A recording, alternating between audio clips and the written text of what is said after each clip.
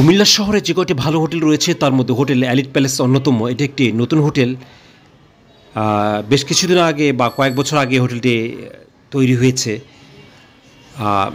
এই হোটেলের ডেকোরেশন এবং আধুনিক সকল সুযোগ সুবিধা আপনার ভালো লাগবে। আপনারা হোটেলের বিভিন্ন লোকেশন দেখছেন।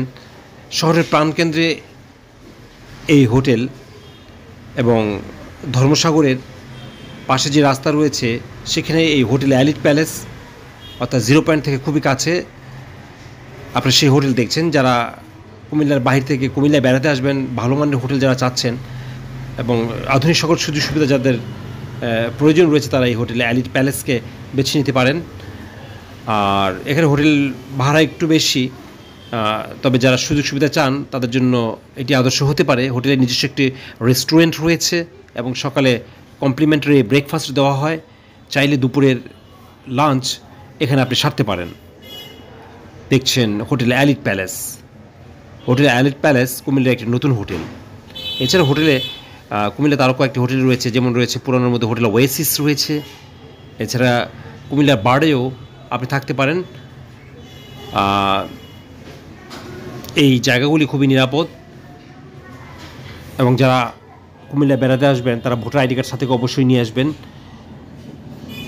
0 পয়েন্ট থেকে খুবই কাছে। দেখছেন একটি রুম, এই রুমটির ভাড়া 7,500 টাকা ছিল। আমরা কোম্পানির সুযোগ সুবিধার আওতায় বা কর্পোরেট সুবিধার আওতায় 5,000 টাকাতে এই রুমে ছিলাম। আপনিও একটু জেনে বুঝে শুনে নিলে কম খরচে এই হোটেলে উঠতে পারবেন।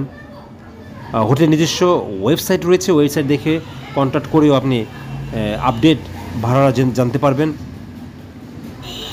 হোটেলের ডেকোরেশনটা আপনার খুব পছন্দ হবে এবং শহরের মধ্যে হওয়াতে বাইরেই বেশ কিছু দোকানপাট রয়েছে, লোকাল কিছু রেস্টুরেন্ট রয়েছে, অর্থাৎ আপনি আপনার সুবিধা মতো সব জায়গায় বিচরণ করতে পারবেন। দেখছেন হোটেলের ড্রেসিং রুম।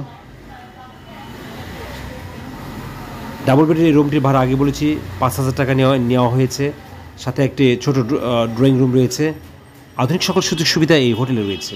টিভি রয়েছে, ফ্রিজ রয়েছে, সব কিছু এই রুমে এই ভাড়ার মধ্যেই সন্নিবেশিত। এবং যে ফ্রেশ রুম রয়েছে সেটাও খুবই অত্যাধুনিক।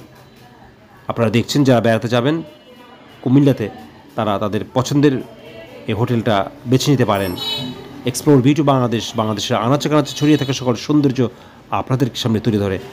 বাংলাদেশের প্রতিটি জায়গা বাংলাদেশের, আর তাই এর দেখভাল করার দায়িত্ব সকলের।